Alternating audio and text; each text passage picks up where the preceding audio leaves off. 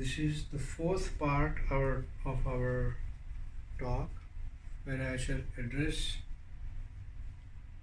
the issue of the alpha Lyman forest. What is the alpha Lyman forest? Alpha Lyman forest is a series of absorption lines of the hydrogen atom with decreasing wavelengths than the fundamental alpha Lyman line. These are observed in the quasar emission spectrum. That means when we look at the spectrum of absorption lines looking at a quasar, we see a series of absorption lines. Now, what is the conventional explanation? The conventional explanation of the alpha Lyman forest is based on the model of a quasar producing a wide spectrum of ultraviolet light passing through hydrogen clouds. These hydrogen clouds are supposed to have be in the intergalactic space, not in the galactic space. And these hydrogen clouds then give a Doppler shift. And because of the density and velocity, we get these absorption lines. What are we trying to say? We are saying that let the core of the quasar be a dissipating dark matter black hole at a high internal temperature and whose radius is close to the Schwarzschild radius. Now, let the quasar be stationary and at the center of a galaxy. This is just to simplify our thinking. Now, as we have seen in baryogenesis, that a decaying black hole will generate a plasma of protons and electrons, and as it drifts away from the quasar towards the periphery of the galaxy, it will cool down and form clouds of hydrogen of variable density. The alpha Lyman forest is not due to the hydrogen cloud in intergalactic space.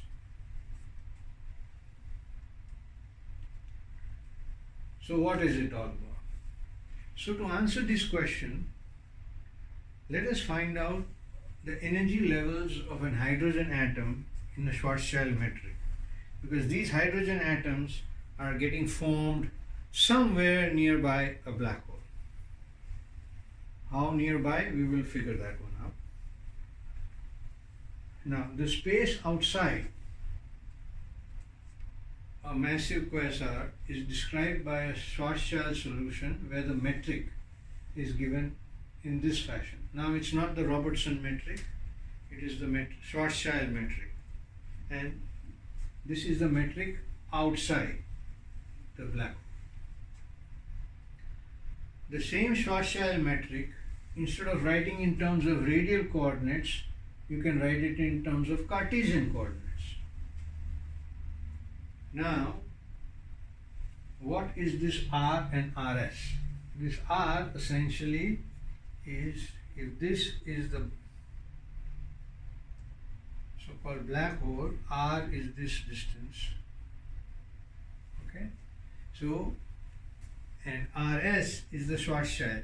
This is approximately equal to the Schwarzschild distance. Okay? So, this is the form when you write it in Cartesian coordinates. Now, if we want to find the energy level of atoms at a small distance here, like a spot from the quasar, for an atom of radius Ra, which is much smaller than the Schwarzschild radius of R, we can therefore make an approximation to this and write it as this approximation. Okay?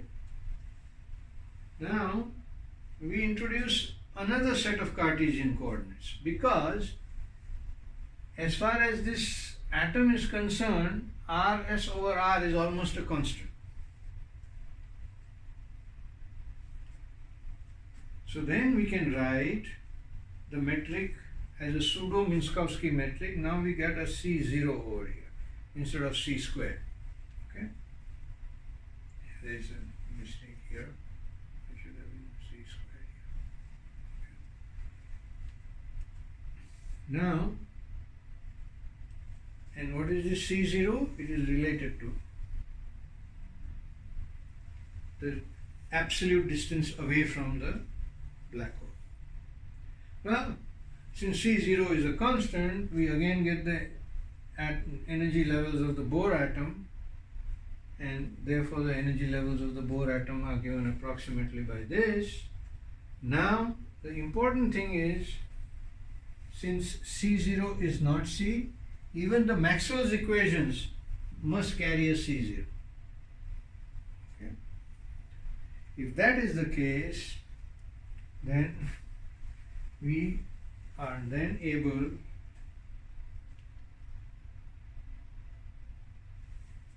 to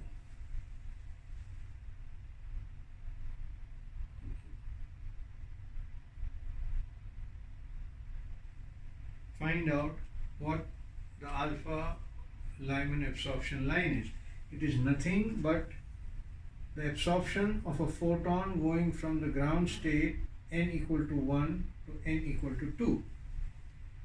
And from the Bohr formula, we can find that this is the value. Now this is the energy. Energy is now related to the wavelength, but in this kind of a space where C0 is the speed of light.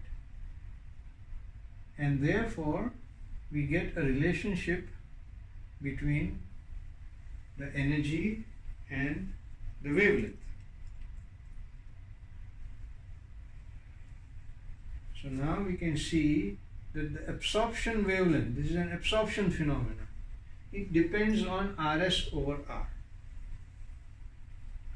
Okay, and this is a fixed wavelength that we can measure.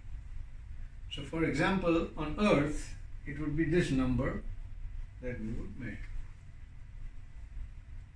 So what is the maximum value of this?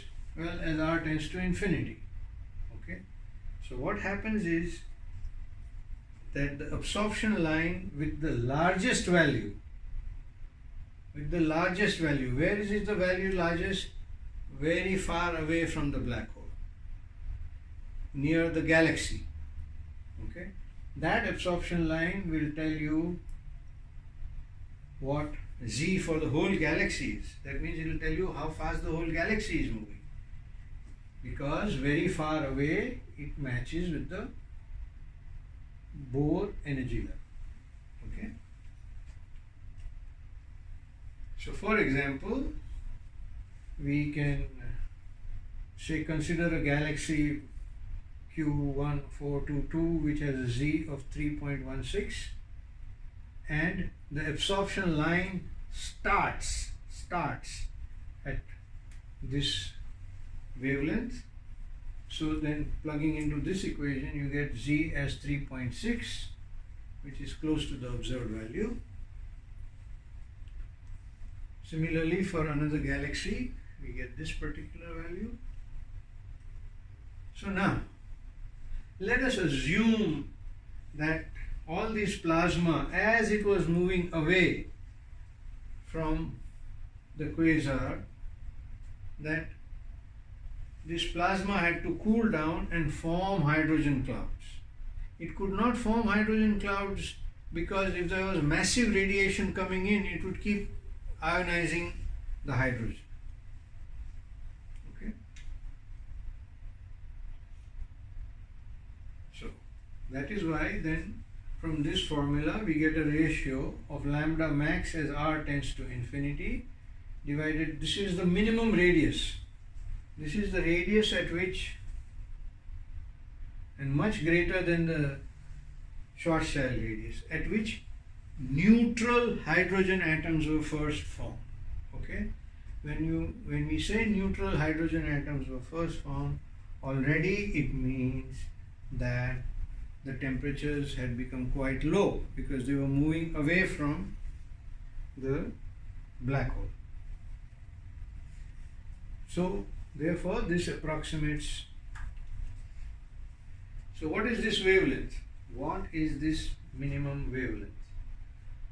This minimum wavelength is called the Gunn-Peterson trough. Okay.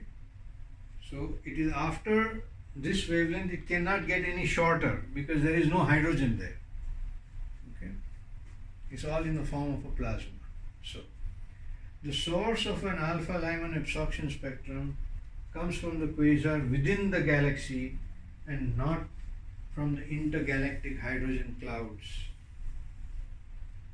So what do we conclude from here? We conclude that the eye of a quasar is a dissipative black hole. Then the start of an alpha Lyman forest gives the correct value of the redshift of the galaxy where the quasar is situated. And these alpha Lyman lines are very important in astrophysics because basically it is the alpha Lyman spectrum that freezes the value of the redshift and allows us to measure the Hubble constant or parameters or the distance to the galaxies. Thank you very much.